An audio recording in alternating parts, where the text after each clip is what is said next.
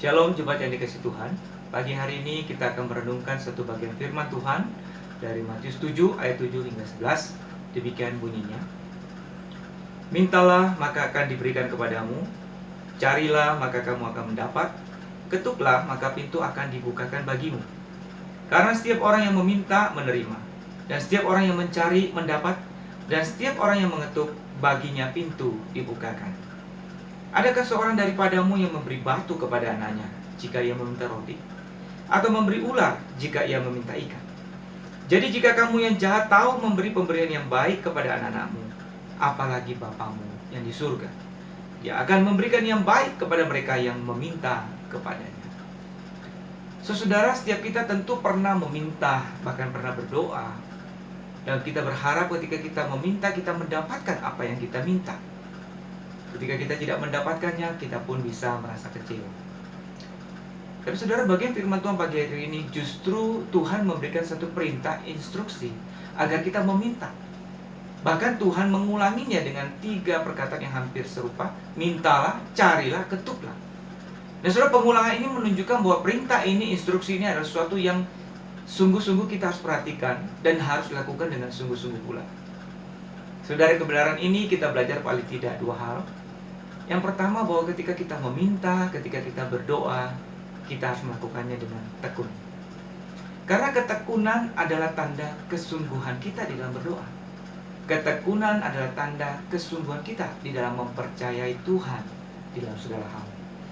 Karena itu pada hari ini kalau kita sudah berdoa tapi mungkin kita kurang tekun berdoa, mari kita berdoa dengan tekun.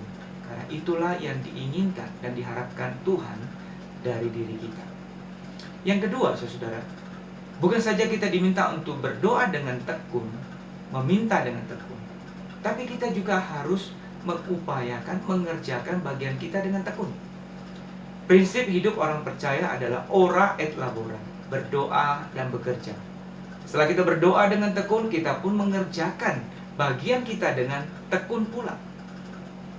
Maka dengan demikian, kita akan mendapatkan apa yang kita minta, apa yang kita butuhkan.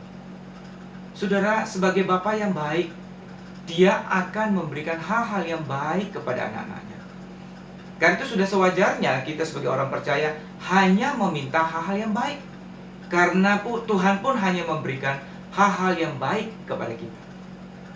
Saudara, di dalam bagian firman Tuhan ini dikatakan bahwa Dia akan memberikan roti dan ikan kepada anak-anaknya yang meminta kepadanya.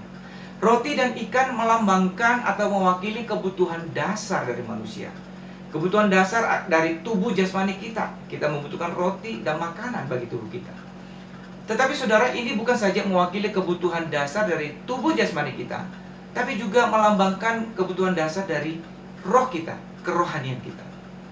Karena itu sudah sewajarnya jikalau kita berdoa dan meminta, kita meminta apa yang menjadi kebutuhan dasar bagi tubuh jasmani kita, tapi juga bagi roh, bagi kerohanian kita.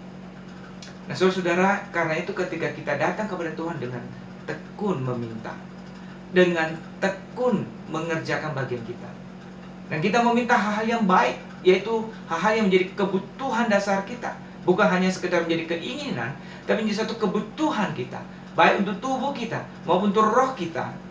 Maka Bapa yang baik itu pasti akan menyediakan dan memberikan apa yang kita minta. Kiranya Tuhan memberkati kita.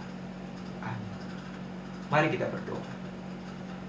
Bapa di surga, kami bersyukur bahwa Engkau memberikan kepada kami perintah dan janji untuk meminta, mencari, dan mengetuk, dan kami akan mendapatkan. Tolong kami untuk bertekun meminta, tolong kami untuk bertekun di dalam berkarya, dan tolong kami untuk meminta dengan benar apa yang baik di mata Tuhan. Kami percaya bahwa Tuhan akan menyediakan, Tuhan akan memberikan apa yang kami butuhkan sehari-hari. Terima kasih Tuhan, dalam nama Tuhan Yesus kami berdoa. Amin. Selamat pagi, Tuhan memberkati.